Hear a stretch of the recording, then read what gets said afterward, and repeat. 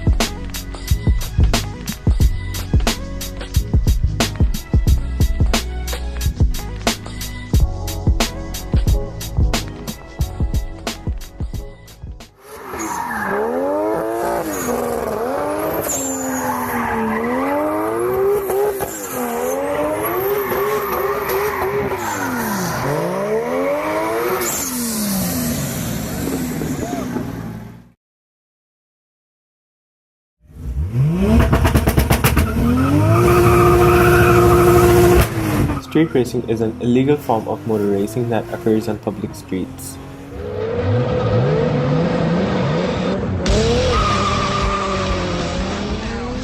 There are several types of street racing, such as drag racing, where the drivers race in straight lines, usually a quarter mile to check who is faster.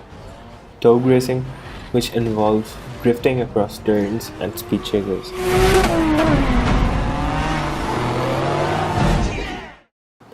Cannonball runs, which are point-to-point road rallies involving a handful of racers. Roll-on races, where two drivers start racing after staying steady at a certain speed. Illegal street racing is a rapidly expanding enthusiasm, which is also a perilous thing. Illegal street racing can be very unpredictable whether you're an expert driver or a rookie. The danger level is same for both. These types of racing can take your life at any moment. In this documentary, you will learn that why do the car enthusiasts, knowing that it's a deadly passion, still like to get involved in illegal street racing and stay in competition with other fellow enthusiasts. The need for speed has turned into a cultural phenomenon, encompassing everything from illegal street racing to expensive flashy cars. They race to find out only one question: whose car is faster? Speed enthusiasts have only one goal: to be faster than everyone else. In the parking lots, hundreds of drivers get together for a car meeting and racing. Their cars can go up to 300 kilometers per hour. Whether it's a road race, a drag race, or just a green light at your local pet store, the feeling of acceleration is exhilarating. But what's even more exhilarating is when you add another car to the race.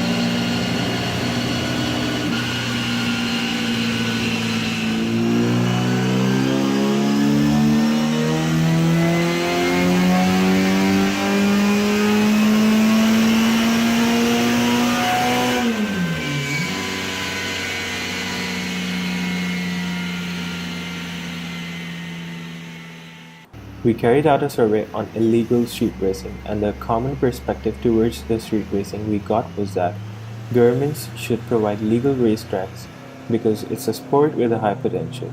But if carried out on public roads, it can be thrilling and hazardous at the same time. We also asked that what causes you to stay in competition with other fellows in street racing, and they responded by saying that racing gives us thrill, enjoyment, motivation, and adrenaline rush. They also said that competition spirit is also a factor that pushes us in racing. We interviewed a young but experienced street racer for his opinions on street racing, what he gains out of street racing, when he started street racing, and where he learned how to work on cars.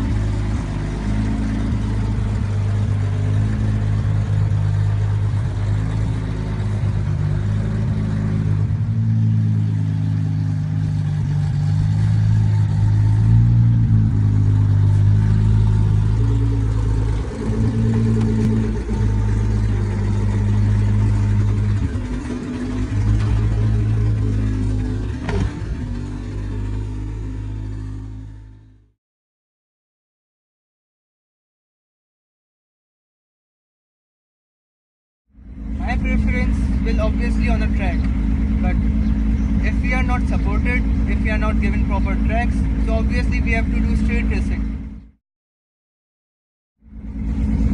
If you ask me what we get out of street racing, so the answer is nothing. There is nothing materialistic we get out of street racing. It's something emotional attachment that we get. It's internal happiness or joy, you can say. Started street racing after about when I was 18, but I've learned to drive at a very early age, when I was about 12 or 13. I didn't learn from any institute or any school or somewhere on working on cars. It's self-learned. I saw cars, I saw my friends, I saw people working on their cars. I get into them, I saw what they are doing, and then eventually I came to know what is happening and how it is done.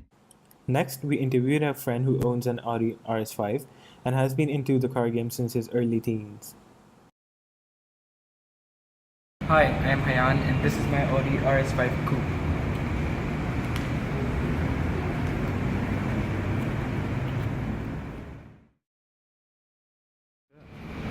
I street race because this has been my passion since my childhood. I've been into racing cars and pretty much have been working on them since I was a teenager. I usually street race on empty freeways and highways after midnight because that's the time I prefer. Yes, I do, and this car is never completed. It's always a work in progress. So how much have I invested? A lot. I prefer racing on the tracks, but I never miss a chance on the streets. Yes, I do have traveled. I have traveled to Japan to buy some accessories for this. And I have traveled Germany and Thailand to buy some of the stuff I have put into my car. Yes, I have lost one of my friends who died in a car crash back 2 years ago. Yes, I do prefer street racing, but I know for a fact that its dangers overweigh its advantages.